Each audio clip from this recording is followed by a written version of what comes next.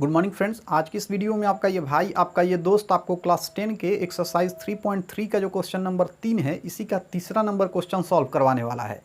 यहाँ पे इस क्वेश्चन में हमें कुछ वर्ड प्रॉब्लम दिए गए हैं। हमें इन वर्ड प्रॉब्लम को ध्यान से समझना है और फिर इसी के आधार पे हमें दो ठो रैखिक समीकरण तैयार करना है और फिर इन दोनों रैखिक समीकरण को हमें प्रतिस्थापन विधि की मदद से हल करना है।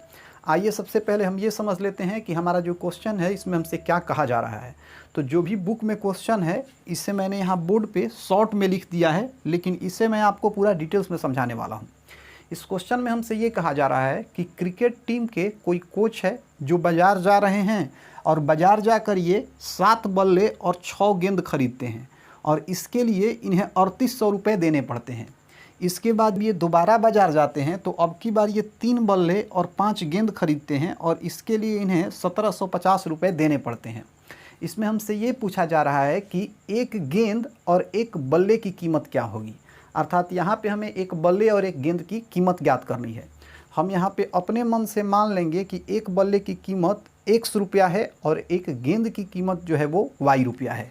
आप देख सकते हैं यहाँ पे मैंने लिखा है कि माना एक बल्ले का मूल्य x रुपया तथा एक गेंद का मूल्य y रुपया। तो ये तो बातें हमने अपने मन से मान कर ली। अब इसके बाद जो भी हम काम करेंगे ना वो प्रश्न के मुताबिक करेंगे। हमें सिंपल सा जो भी प्रश्न में कहा जा रहा है ना उसको फॉलो करते जाना है, हमारा काम हो जाएगा। तो अब हम प्रश्न के अनुसार चलने वाले हैं। तो इसके लिए यहाँ हम लोग लिखेंगे प्रश्न से। जब भी हमें प्रश्न के मुताबिक आगे बढ़ना होता है ना तो हम लोग लिखते हैं प्रश्न से। तो मैंने लिख दिया प्रश्न से। अब देखिए पहली स्थिति में कहा जा रहा है कि ये जो कोच है ये 7 बल्ले खरीद रहे हैं। तो आप बताइए कि अगर एक बल्ला का कीमत x रुपया है तो 7 बल्ला का कीमत कितना हो जाएगा। 7 बल्ला का कीमत हो जाएगा 7 गुना x अर्थात 7x रुपया। ठीक है।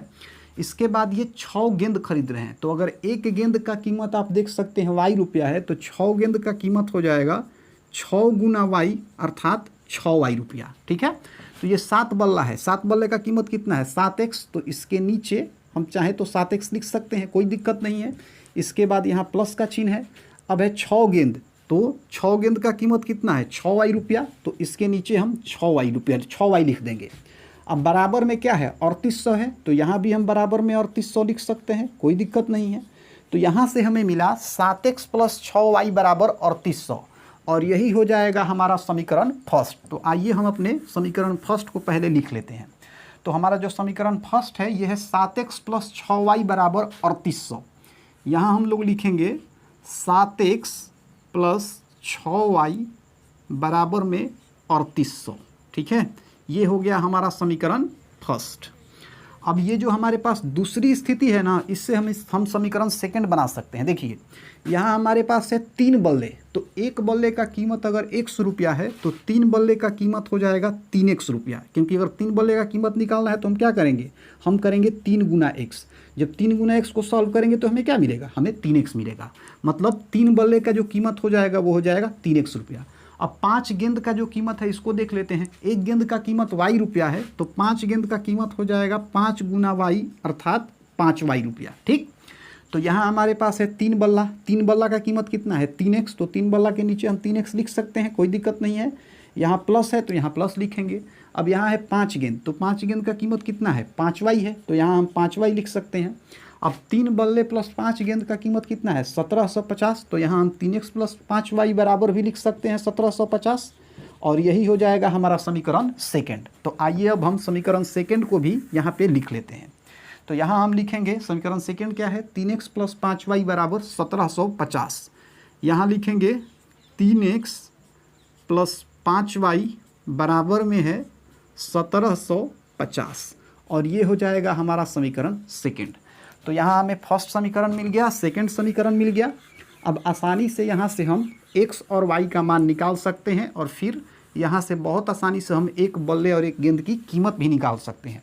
अब चूँकि इसे हमें प्रतिस्थापन विधि की मदद से हल करना है, तो हम लोग जब भी प्रतिस्थापन विधि की सहायता से किसी दो समीकरण को हल करते हैं तो इसमें हम क्या करते हैं, हम दोनों समीकरण में से किसी एक समीकरण का मदद लेते हैं।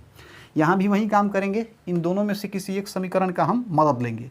तो यहाँ पे फिलहाल मैं समीकरण फर्स्ट का मदद लेने वाला हूँ। तो यहाँ मैं लिख दूंगा समीकरण फर्स्ट से। यहाँ मैं क्या लिखूँगा, यहाँ मैं लिखूँगा समीकरण फर्स्ट से। क्या है हमारा समीकरण फर्स्ट, तो ये है 7x प्लस 6y बराबर 3800। तो यहाँ मैं लिख दूंगा 7x प्लस 6y बराबर में 3800। ठीक है, अब देखिए यहाँ से अगर मैं 7x को बाहर कर दूँ, यहाँ से अगर मैं 7x को बाहर कर दूँ तो यहाँ मैं लिख रहा हूँ 7x बराबर, 7x को अगर मैं बाहर करूँगा तो ये 3800 तो जो कहते हैं यहाँ हो जाएगा। अब ये अगर प्लस 6y उधर जाएगा ना तो ये हो जाएगा माइनस 6y। मतलब यहाँ से हमें 7x बराबर मिल गया 3800 माइनस 6y। अब यहाँ से अगर मैं x को बाहर कर दूँ, यहाँ से अगर मैं x को बाहर कर दूँ तो यहाँ से x बराबर हो जाएगा, ये जो 7 है ना ये 3800 माइनस 6y के नीचे चला जाएगा। तो यहाँ से हम लिख सकते हैं x बराबर 3800 माइनस 6y और इसके नीचे ये 7 चला आएगा। तो यहाँ पे हमने ये देखा कि यहाँ जो हमें x का मान मिला वो मिला 3800 माइनस 6y बटा 7। अब यहाँ से x के मान को हम ले जाके समीकरण सेकेंड में रख देंगे। तो आइए इस चीज़ को पहले यहाँ लिख लेते हैं। यहाँ हम लिखेंगे x का मान समीकरण सेकेंड में रखने पर, x का मान समीकरण सेकेंड में रखने पर। अब क्या है हमारा समीकरण सेकेंड, आइए इसको पहले लिख लेते हैं। तो जो हमारा समीकरण सेकेंड है इसमें हमारे पास है 3x प्लस 5y बराबर 1750। 3x प्लस 5y बराबर में है 1750। ठीक है, अब यहाँ पे 3 तो हम ज्यों का त्यों लिख देंगे, 3 को यहाँ पे हम ज्यों का त्यों लिख देंगे। अब ये जो x है ना इस x के जगह पे लिखेंगे 3800 माइनस 6y बटा 7। तो यहाँ लिख देंगे 3800 माइनस 6y और इसके बाटा में हो जाएगा 7 और ये कोष्ट बंद कर देंगे। अब इसके बाद है प्लस 5y, तो यहाँ लिख देंगे प्लस 5y और बराबर में हमारे पास है 1750, तो यहाँ हम लिख देंगे 1750। ठीक है, अब देखिए इसके बाद 3 में हम 3800 से गुना करेंगे। तो 3 में अगर 3800 से गुना करें तो 0 में 3 से गुना करेंगे तो हमें 0 मिलेगा, 0 में 3 से फिर गुना करेंगे तो 0, 8 का 24 की 4, हर्षिल 2 और तितरी का 9 2 11। ठीक है, मतलब हमें मिला 11400। इसके बाद यहाँ माइनस का चिन्ह है, 3 में अगर 6y से गुना करेंगे तो हमें 18y मिल जाएगा और इन सब के नीचे क्या है 7 है, तो यहाँ भी हम इन सब के नीचे 7 लिख देंगे। इसके बाद है प्लस 5y, तो यहाँ प्लस 5y ज्यों का त्यों लिख देंगे और यहाँ बराबर में हमारे पास है 1750, तो यहाँ हम लिखेंगे 1750। अब यहाँ इसके नीचे हम अपने मन से 1 डाल देंगे। अब यहाँ 7 और 1 का अगर हम लघुत्तम निकालें तो 7 और 1 का हमारा लघुत्तम हो जाएगा 7। 7 और 1 का लघुत्तम क्या होगा 7।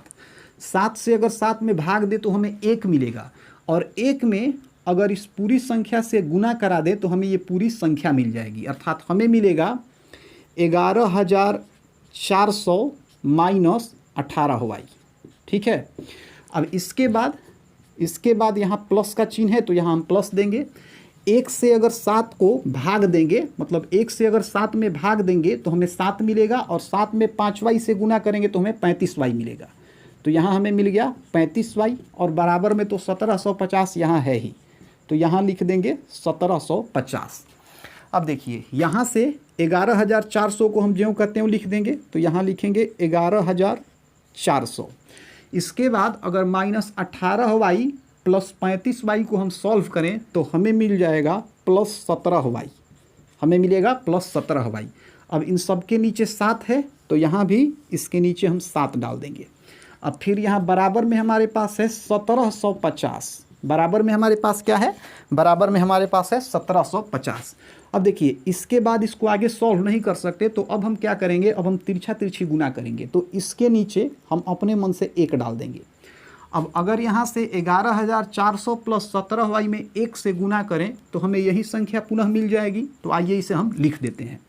तो यहाँ हमने 11400 प्लस 17y में जब 1 से गुना किया तो हमें यही संख्या मिलेगी। तो यहाँ लिखेंगे 11400 प्लस 17y। अब इसके बाद बराबर है तो यहाँ बराबर का चिन्ह दे देंगे अब देखिए 1750 में हम 7 से गुना करेंगे, तो 0 में अगर 7 से गुना करें तो हमें 0 मिलेगा। 5 में 7 से गुना करें तो 5 7 35 की 5 हासिल 3। 7 में 7 से गुना करेंगे तो 7 7 49 आ 3 50 51 52 की 2 हासिल 5। और 7 में 1 से गुना करेंगे तो 7 आ 5 हर्सिलिया बचा है तो 7 5 12, मतलब यहाँ हमें मिल गया 12,250। तो यहाँ से हमने ये देखा कि फाइनली हमें मिल रहा है 11,400 प्लस 17y बराबर 12,250।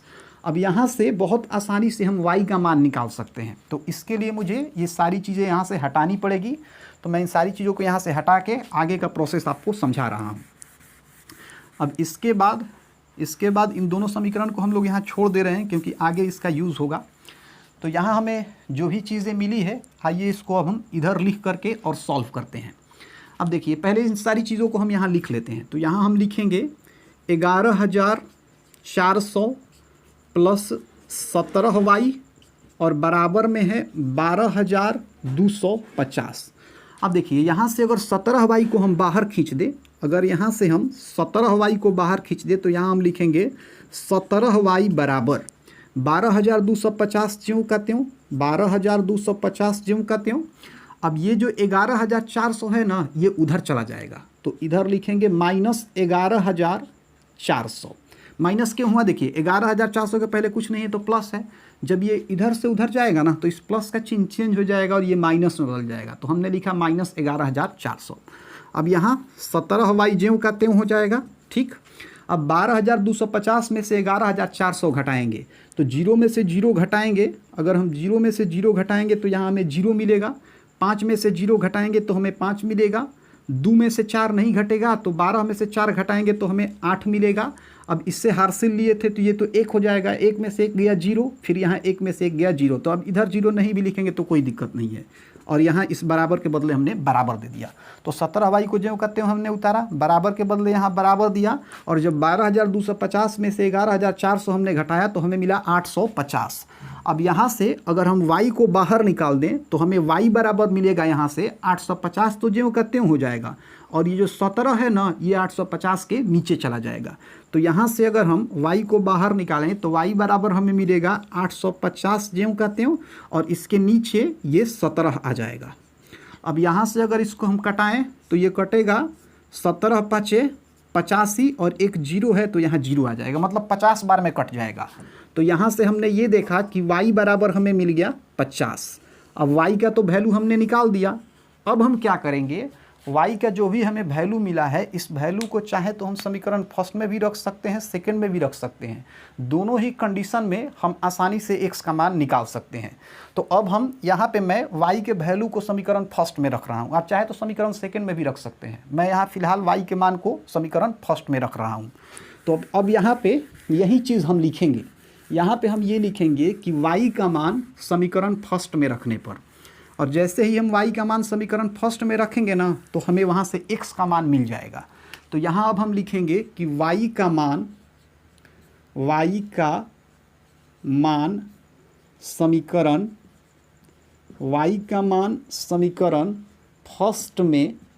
फर्स्ट में रखने पर, समीकरण फर्स्ट में रखने पर। आइए पहले समीकरण फर्स्ट को उतार लेते हैं। समीकरण फर्स्ट है 7x प्लस 6y बराबर 3800। तो यहाँ लिखेंगे 7x प्लस 6y बराबर 3800, ठीक है। अब यहाँ से ये 7x तो ज्यों का त्यों हो जाएगा, तो हमने यहाँ 7x को लिख दिया। इसके बाद प्लस का चिन्ह, 6 ज्यों का त्यों। लेकिन अब ये जो y है ना, इस y के जगह पे हम 50 लिख देंगे। तो 6y का मतलब 6 गुना y, और y का वैल्यू तो 50 है, तो हम लिख देंगे 6 गुना 50।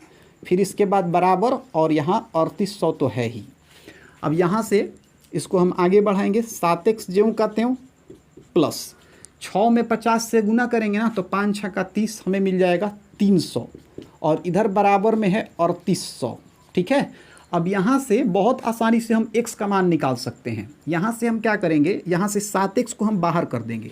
तो यहाँ हम लिखेंगे 7x बराबर, तो 7x बराबर के उस तरफ 3800 है, तो ये तो ज्यों का त्यों यहाँ हो जाएगा 3800। अब ये 300 जो है ना इधर से जब उधर जाएगा तो इसके पहले प्लस है, जब ये इधर से उधर जाएगा तो ये हो जाएगा -300। तो यहाँ हमें मिला 7x बराबर 3800 माइनस 300। अब इसको हम लिख सकते हैं 7x बराबर 3800 में से 300 घटाएंगे तो हमें मिलेगा 3500। ठीक है, तो 7x बराबर यहाँ से हमें मिला 3500। अब यहाँ से अगर x को हम बाहर खींचेंगे ना तो ये जो 7 है ना ये 3500 के नीचे चला जाएगा। तो यहाँ से हम लिखेंगे x बराबर हो जाएगा हमारा 3500 ज्यों का त्यों, और इसके नीचे ये 7 चला आएगा। अब इसको अगर हम कटाएं तो 7 5 35, 5 बार में 35 कट गया, इसके बाद 2 जीरो है, मतलब 5 पे हमें 2 जीरो मिलेगा। 5 पे हमें क्या मिलेगा? 2 जीरो मिलेगा, मतलब हमें यहाँ 500 मिलेगा। तो हमने ये देखा कि यहाँ x बराबर हमें मिला 500। x बराबर हमें क्या मिला? x बराबर हमें मिल गया 500। तो इस तरीके से हमने दोनों समीकरण को जब हल किया तो x बराबर हमें 500 मिला और y बराबर हमें 50 मिला। अब इस समीकरण में हमसे एक बल्ले और एक गेंद की कीमत पूछी जा रही है। तो एक बल्ले की कीमत को तो हमने x माना है और x बराबर हमें 500 मिला है, मतलब एक बल्ले की कीमत हो जाएगी 500 रुपये। अब यहाँ y बराबर 50 हमारा आया है। y हमने किसको माना है? हमने y एक गेंद की कीमत को माना है। तो एक गेंद का कीमत क्या हो जाएगा? 50 रुपये।